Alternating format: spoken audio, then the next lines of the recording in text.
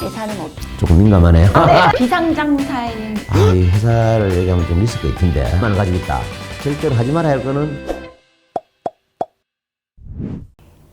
주식 얘기도 한번 해볼까 하는데요. 예, 지금 예. 이제 주식 시장이 안 좋잖아요. 네네. 그래도 이제 많은 사람들이 관심을 갖고 있는 뭐 삼성전자, 카카오, 네이버, 그리고 이제 미국 주식으로 가면 테슬라 이런 데에 관심이 많이 있잖아요. 종목에 대해서 어떻게 전망을 바라보고 계시는지. 방금 얘기하신 종목은 전형적인 약간 테크, 삼성전자 빼고는 테크나 아니면 플랫폼, 맞아요. 미래 4차 산업 이런 관련주라 봐야 되는데 저는 사실 성장주를 되게 좋아합니다. 성장주.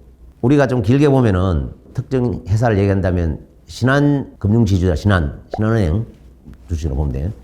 그 15년 전이나 지금은 주식이 똑같습니다. 가격이.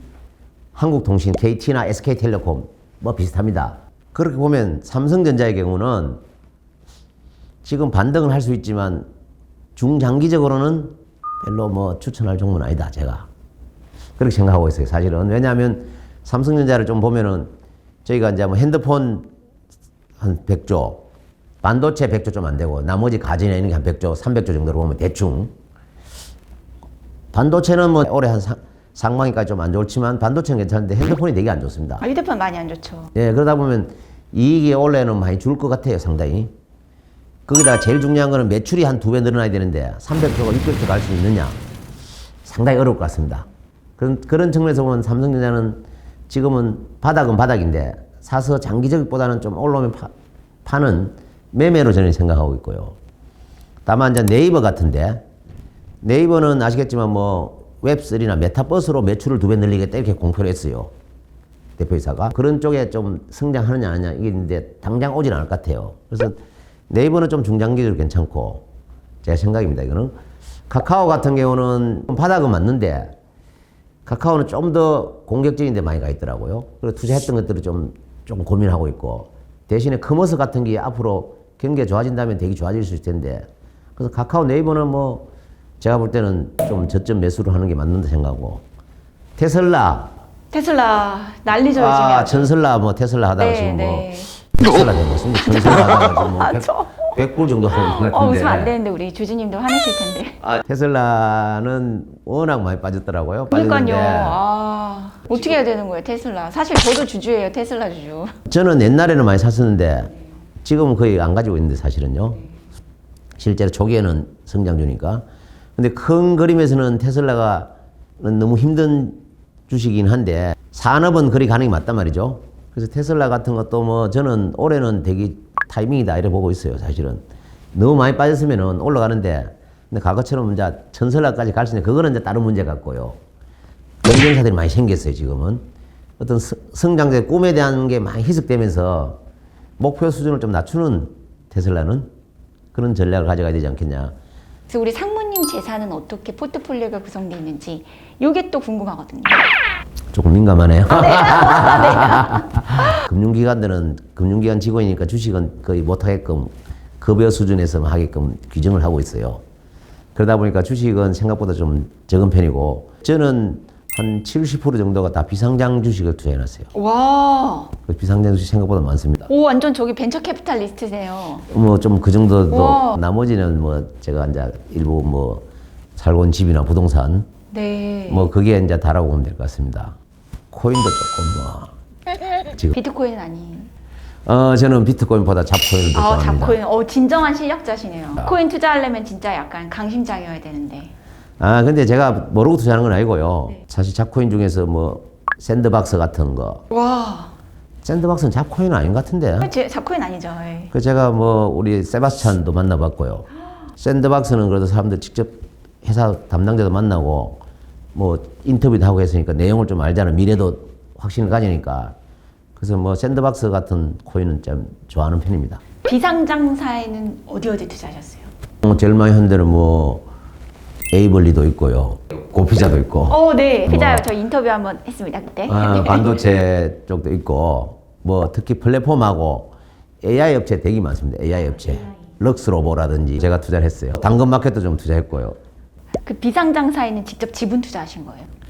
저희가 이제 상품 형태로 투자해서 고객들하고 같이 하는 경우가 많고요. 첫째는 뭐 일부는 이제 내 개인이 좀 관심 있어 투자하는 데가 있고 그렇게 해서 저는 자산이 생각보다 다 비상장 주식에 많이 있습니다. 한 번 들어가실 때 얼마씩 드셨어요? 이런 얘기 해도 되는가 모르겠네요. 제일 많이 한 거는 한 10억짜리도 있고요. 10억 이상도 있고 보통 한 1억이 제일 많고요. 예, 좀 투자를 했어요. 괜찮아요. 트렌드를 좋아하니까 제가 이제 플랫폼 기업하고 AI 기업이 제일 많고요. 나머지 이제 웹3 관련된 블록체인에 이런 데는 조금 투자했어요. 상무님의 올해 투자 계획도 듣고 싶어요. 브라질 채권을 조금 올해 좀 투자를 시작했고요. 개인적으로는. 두 번째는 주식은 조금 거의 없는데 사실 별로 못하지만 그래도 상장 주식에 대해서 관심이 많으니까 특히 이제 좀 성장하는 성장주에 좀 투자를 하려고 하고 있고요. 원래는. 나머지 이제 좀 정말 기회가 오는 거는 저는 비상장이라고 좀 보고 있어요. 그래서 줍줍할 수 있다. 줍줍. 이게 뭐 한 4, 5천원 가던 게 1, 200 하는 것도 많아요. 맞아요. 밸류가 확 회사 떨어졌거든요. 밸류가. 맞아요. 성장주는 뭐요? 2차 전지의 성장주가 제일 많은 것 같은데 이 회사를 얘기하면 좀 리스크가 있던데 뭐 편집하지 마시고요. 삼성전자 전번에 한 팔으라고 얘기했다가요.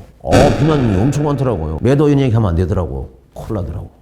저는 사실 이제 작년에 포스케미칼 같은 거 많이 2차 전지를 좋아하니까 현장에 나가니까 포스케미칼 회사 많이 가봤어요. 여러 번 갔어요. 분리막하는 WCP 이런 종목을 좀 살려고 그러고 있고요. 좀 특이한 거는 신코전기나 이비덴, 대덕전자, 삼성전기 요 4개 산데 이거는 변화의 흐름에 정말 잘 대응하는 것 같아요. 기존에 PCB 업체들이 많은데 뭐 인터플렉스부터 해갖고 엄청 많아요. BHC 뭐 다 있는데 걔네들은 플렉서블 PC 핸드폰 관련 PCB가 많고요. 이 반도체용 비메모리용 PCB를 하는 데가 있어요. 그게 이제 FCBGA라는 용어를 쓰는데 그걸 하는 회사가 일본에 이제 뭐 이비덴 신코 전기가 있어요.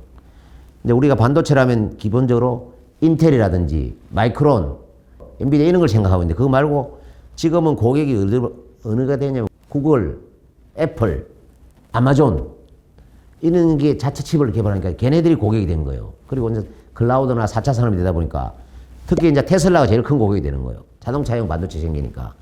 그 반도체는 기존의 PCB 업체들이 못해요. 그래서 할 수 있는 회사가 방금 했던 4개 회사가 메인인데 그 회사 주식은 원래 뭐 꼭 사야 되는 주식이고 고객들한테도 좀 뭐 사면 어떻겠냐 얘기하는 중입니다. 사실은. 그 주식은 제가 좀 살려고 하고 있어요. 특히 이제 뭐 삼성전기는 이제 잘 아실 것 같고 그 회사가 완전히 변신했어요.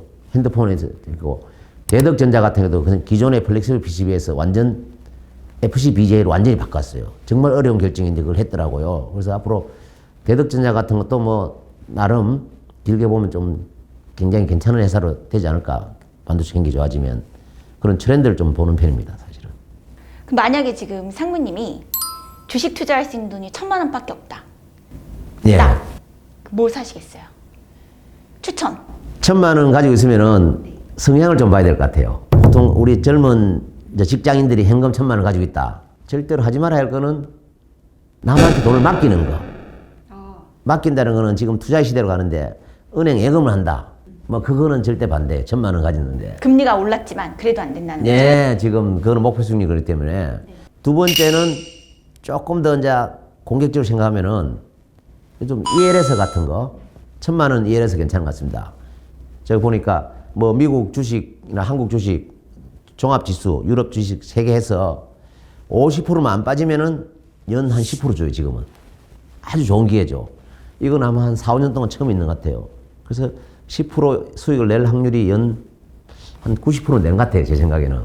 뭐 50% 빠지기는 쉽지 않을 듯 했다. 세 번째 좀 공격적이면은 조금 더 공격적인 사람은 테슬라 ELS도 괜찮은 것 같아요. 테슬라가 30% 안 빠지면은 25% 정도 나와요. 그러면 만약에 주식이 안 빠지기만 하면 25% 수익 내지만 빠져도 그냥 주식 상가가 똑같아요. ELS는. 그래서 테슬라 ELS도 뭐 나쁘진 않은 것 같아요. 근데 마지막으로 좀 더 공격적인 사람은 주식을 하면 되는데요. 주식은 한 종목 아니면 2종목 하면 될 것 같습니다. 제가 여러 종목 하는 건 좀 싫어하고 주식 하더라도 예를 들어서 제 같은 경우는 만약 저라면은 지금 현재에서는 뭐 반도체와 2차 전지 관련주 한 개씩 산다든지 그게 맞지 않을까 이렇게 생각하고 있어요. 지금 현재는. 반도체랑 2차 전지 관련된 주. 예, 예.